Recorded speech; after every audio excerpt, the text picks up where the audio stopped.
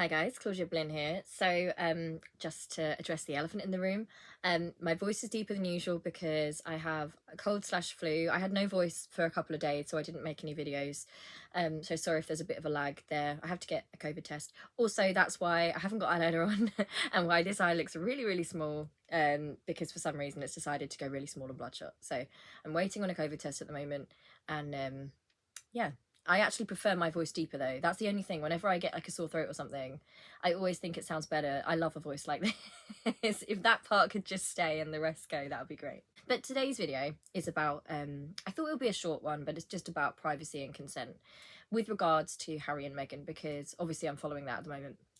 And this is something worrying I saw on my Twitter feed the other day. So this is a tweet referring to something that Lady C, I don't really know much about Lady C, Lady Colin Campbell. They were on I'm a Celebrity, Get Me Out of Here.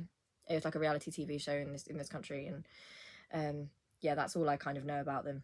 But they said this: Harry and Meghan have no complaints about invading their own privacy. They simply have complaints about anybody else encroaching upon their marketable territory. And the person who is repeating this on Twitter says it's the best summary of this entire, in quotation marks, privacy debate I ever heard. I replied, tell me you don't understand consent without telling me you don't understand consent. And this is something that gets brought up a lot with regards to Harry and Meghan. The idea that, oh, you know, they want their privacy. They supposedly left for privacy and now they're putting themselves out there. So first of all, two things. First of all, they've never said the reason they went was because they wanted privacy. You know, they've always said they understood that in the situations they're in and the work they do, there's going to be interest in them, of course. So that's something that's been just completely fabricated and keeps getting repeated, and lies keep getting repeated and people believe them even though it's not been said. And second of all in this topic is the idea that just because you're a public figure or because you put some things out there, you lose all your rights suddenly to any sort of privacy or anything private in your life. You know, anything that you have, you are public property then because you're a famous person or whatever, which is obviously not right. I would hope most of us right-thinking individuals would think about that and would agree. But the reason I wanted to talk about this, not just with regard to Harry and Meghan, is that the idea of consent and privacy and these things, this is something that comes up in society because unfortunately we see this in a lot of, so for example, if we look at, like, you know, domestic abuse cases, if we look at a lot of sexual abuse cases, revenge porn, for example, we see situations where the argument is made that the victim put something out there. The victim showed some sort of interest at some point. The victim might have shared a picture of them in a state of undress or something. And because of that, the perpetrator then argues that they are entitled to the whole of that person, that boundaries no longer matter because one thing was shared. And that's obviously incredibly dangerous because it leads down the line of, well, you showed me something, now I get all of you and it's your fault. I mean, also, when we think about consent as well, it's something that's like a constant thing that we check in on. So just because someone has said something is okay, you know, like a low level thing is okay, it doesn't mean that you get to completely escalate, because by giving you something, that person has then given you complete rights to them and they no longer have any control over themselves.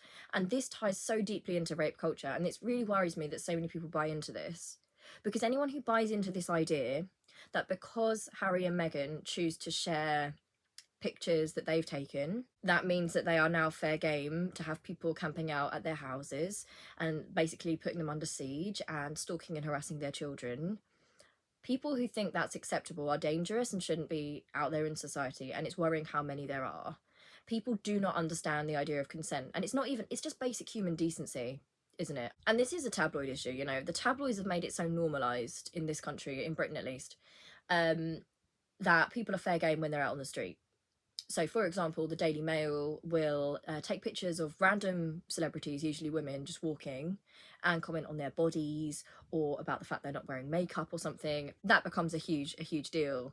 And people will then say, oh, well, that's part of being a celebrity, that's what you get. Well, I disagree. I don't think that because you're a celebrity and you're in the public eye and your job means that sometimes you are in front of the cameras, means that you're not entitled to any privacy anywhere. And I don't think any of us would accept that for ourselves or our families. But the tabloids have made people so desensitized that they think that's the price of being famous. And I think that's deeply wrong. People are arguing that because Harry and Meghan have shared pictures of Archie or Lily or their family together, that it's now fair game for anyone to get photos of that family and that they have no right to ask for privacy for their children.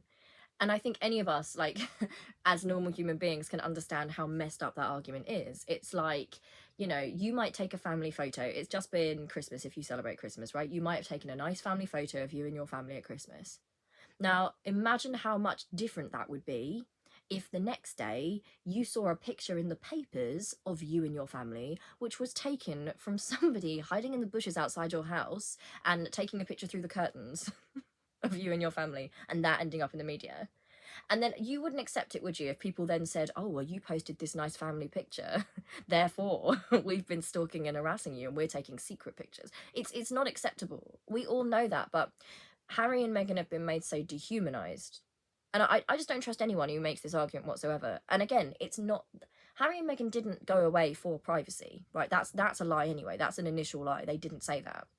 But even if they had, right, even if that was why they'd gone away, that still doesn't contradict, it still doesn't contradict what they're doing, because it's about consent and it's about what they choose to share as a family. So Diana spoke about this and this level of press intrusion, and I tried to find the quotes. I've been quite ill, so I haven't been able to do as much research as usual.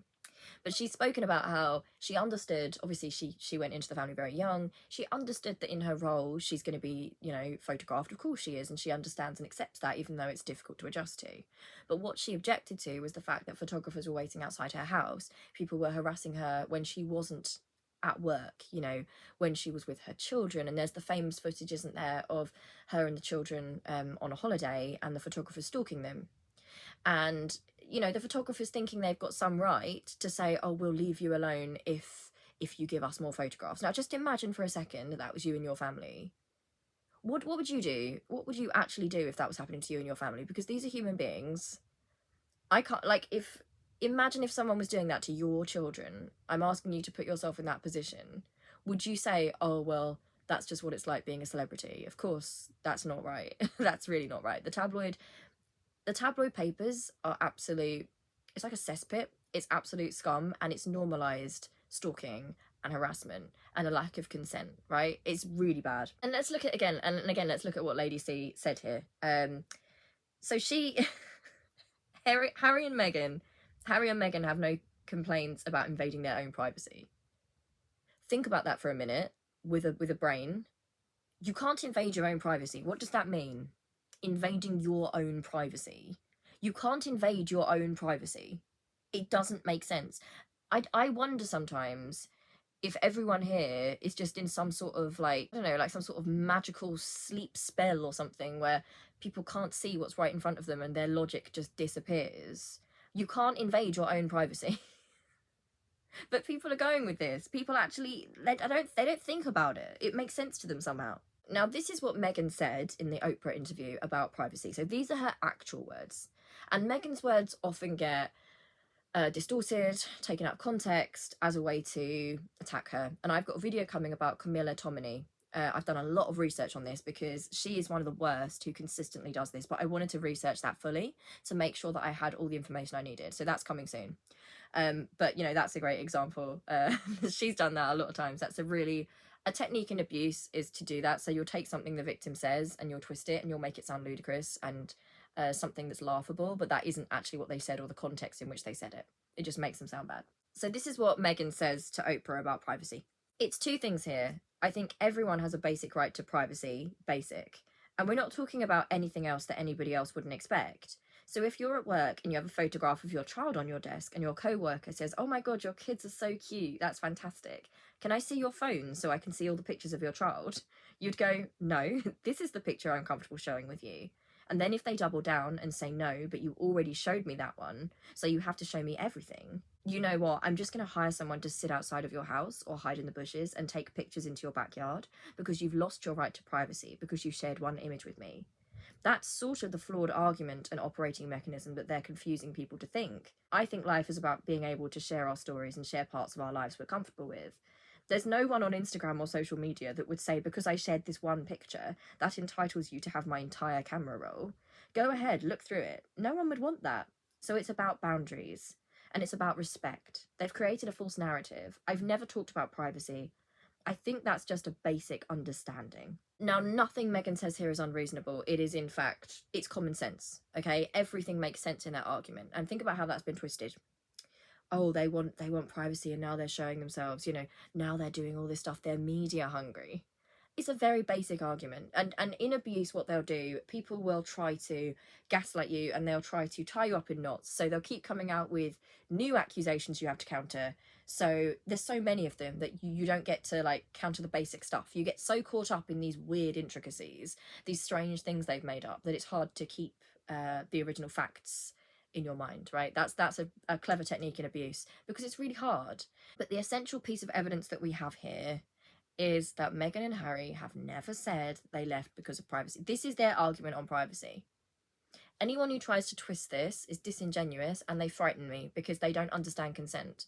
And I wonder in their lives how many times have they just disregarded consent. To me, that makes them a dangerous individual. If you don't understand that your fellow human beings are full people and that you're not entitled to them and that we are all entitled to basic consent, that's really scary. And again, we often see Harry and Meghan painted as these kind of narcissist figures, right? And I've said to you, I don't know what I think of that label of narcissist in general. Like, I have a video about it coming. I'm not against it, but I also want to be careful because there are some people who have NPD, for example, who get treatment and, you know, they've gone through some really bad stuff and, you know, I don't want to make them feel bad in any way. But something that narcissists are accused of doing is they trample over other people's rights because they feel entitled.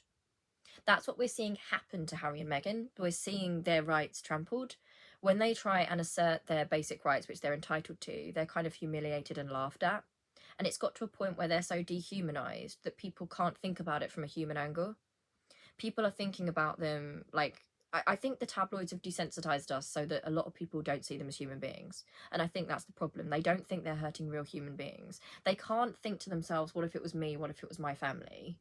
And I think that's at the heart of so many oppressions in our society. It's the inability we have to, and the tabloids are to blame for this, to think, what if it was me? What if it was my family? And again, we see that with the tabloids. You know, they talk very badly about people who come here on dinghies.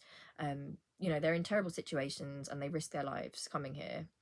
And we're so desensitized because of the tabloids and the way they kind of hammer this into us that we fail to think, what could have made that happen? What if it was me? What if it was my family? I try and ask myself that all the time. I'm always trying to, especially when it comes to people I disagree with, sometimes I have a word with myself because it's sometimes, you know, it's human nature when you don't like somebody to, you know, kind of strip them of those things. But I'm always having a word with myself and saying, okay, why is that happening? Can I understand it? Try and find the humanity, even in people who act in ways that aren't very humane, because that's how we can often solve problems and stop things happening in the future. And again, I've already spoken about victim blaming here. Sorry, this is all over the place. I am sick. I'm not well right now. But we do need to think about this because this line of thinking, it might seem like it doesn't have any bearing on any of us because we're not rich or famous. You know, people might say, oh, you know, it's just this celebrity gossip or something. It's not. It's about victim blaming in society. And again, we are seeing something that harms actual normal victims, you know, not that Meghan and Harry aren't normal, but, you know, who aren't in the public eye. Just people in their day-to-day lives are seeing this victim blaming rhetoric and worldview from people they care about. You know, it's gutting to see people that you care about come out with something that's like, well, they put this out, therefore they can't object to this being out there. And of course it's about silencing. It's about silencing victims, because the deal here, again, it's the idea of there is no perfect victim. But the idea is that if they were really victims, they would be quiet. They wouldn't court the media. You know, they say they court the media. The idea is that if they were perfect victims, if they were real victims, they would just go quietly and they wouldn't want attention. But that is really dangerous because it means that there's this mentality being put out there by the tabloids. Of course, it works in the tabloids' favour because they do not want whistleblowers coming forward about their own bad practices, about their phone hacking, about the people in charge of their papers, about, you know, people who work for them like Piers Morgan, who in the future I think we're going to look back on and think like what an abusive individual that was. The tabloids can only exist when we live in a culture of abuse and when victims are silenced. That's the only way they can exist, so they're fighting for it. But the idea is that if you're a victim and you speak, you lose any rights to any privacy or anything. You know, it's a threat to the victim. It always puts the victim in a more difficult situation because obviously if we follow this through to conclusion, there is no way a victim can win to these people, and they always pretend, oh, there's a perfect victim, we'd believe you if you do this. So some of them are saying, oh, maybe we'd feel more sorry for Harry and Meghan if they just went quietly. But that's not true. We have to remember that's not true. There is no victim that's acceptable to these people. They would have found something. You know, Harry and Meghan didn't speak about this for a long time, and the media coverage was appalling. They've spoken out in response, and now people are saying, oh, you know, we have a right to abuse them because they've come forward and spoken. That is a threat to every single victim out there who's watching this happen, because they're thinking, oh my God, like, you know, what do I do? Because if I'm quiet, I'm further victimized. But if I speak, then people will come for me, because it's the same mentality, right? If you speak out, then you're narcissistic, or, and again, that's so twisted, because it's actually, that's part of the abuse, and people who don't understand it don't get it.